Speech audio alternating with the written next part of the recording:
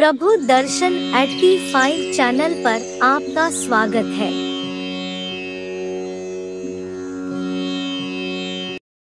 मान्यता है कि भगवान शिव ने माता पार्वती को उनके पूर्व जन्म के बारे में याद दिलाने के लिए यह कथा सुनाई थी, जो कुछ इस प्रकार है।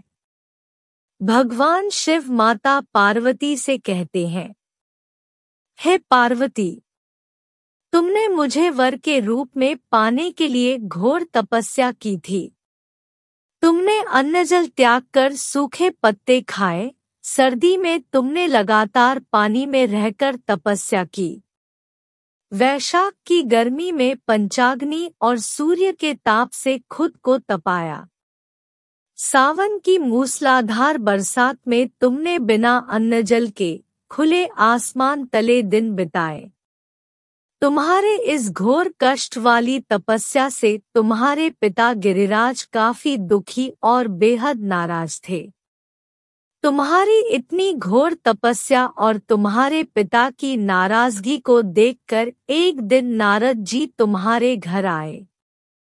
तुम्हारे पिता गिरिराज ने जब उनके आने का कारण जानना चाहा तो नारद जी बोले, हे गिरिराज, मैं भगवान विष्णु जी के कहने पर यहाँ आया हूँ।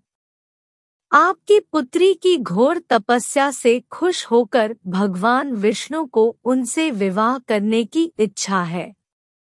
इस बारे में मैं आपकी सहमति जानना चाहता हूँ। नारद मुनि की बात सुनकर तुम्हारे पिता अत्यंत खुश होकर बोले, श्रीमान, अगर स्वयं विष्णु भगवान मेरी पुत्री से विवाह करना चाहते हैं तो मुझे कोई आपत्ति नहीं है। भगवान विष्णु तो साक्षात ब्रह्मा का रूप है। यह तो हर पिता चाहता है कि उसकी पुत्री सुखी रहे और अपने पति के घर में लक्ष्मी का रूप बने।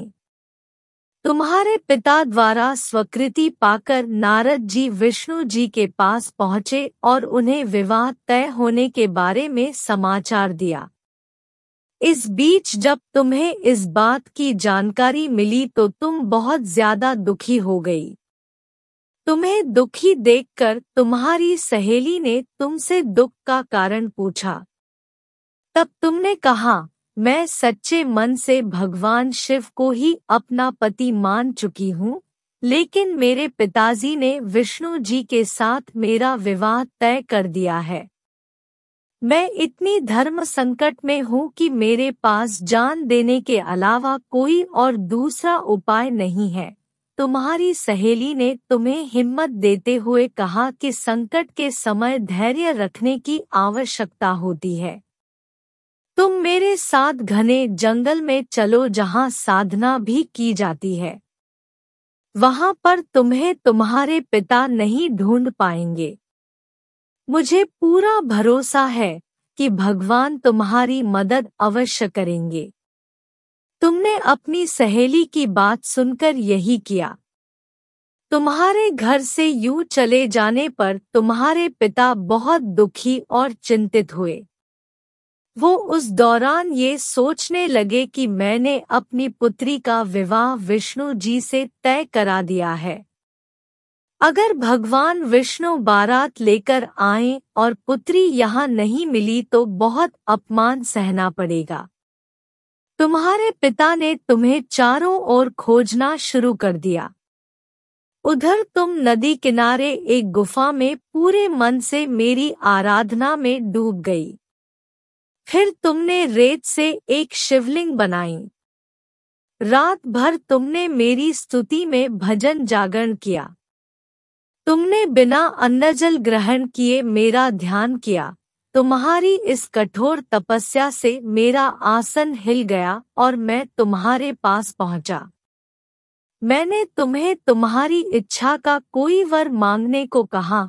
तुमने तब मुझे अपने सामने पाकर कहा कि मैं आपको सच्चे मन से अपना पति मान चुकी हूँ। अगर आप सच में मेरी इस तपस्या से खुश होकर मेरे सामने आए हैं तो मुझे अपनी पत्नी के रूप में अपना लीजिए। मैं तुम्हारी बात सुनकर तथास्तु कहकर कैलाश की ओर चला गया। तुमने प्रातः होते ही पूजा की सारी सामग्री नदी में प्रवाहित करके अपनी सखी के साथ व्रत का वर्ण किया। उसी वक्त तुम्हारे पिता गिरिराज तुम्हें ढूंढते हुए वहां पहुंचे। तुम्हारी हालत देखकर तुम्हारे पिता दुखी होकर तुम्हारे इस कठिन तपस्या का कारण पूछे। तुमने अपने पिता को समझाते हुए कहा, पिताजी, मैंने जीवन का ज्यादातर समय कठिन तपस्या करके बिताया है। मेरी इस कठोर तपस्या का केवल एक ही उद्देश्य था, शिव जी को पति रूप में प्राप्त करना। मैं आज अपनी तपस्या की परीक्षा में खरी उतरी हूँ।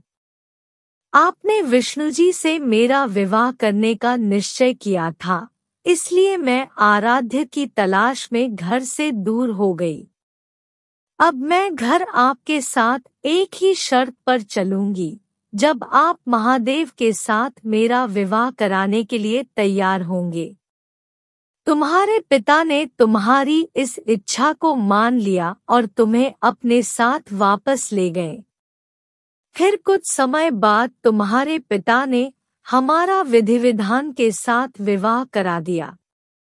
भगवान शिव ने आगे कहा, हे पार्वती, तुमने भाद्रपद की शुक्ल तृतीया को मेरी पूजा करके जो व्रत किया, उसी का फल है जो हमारा विवाह संभव हुआ।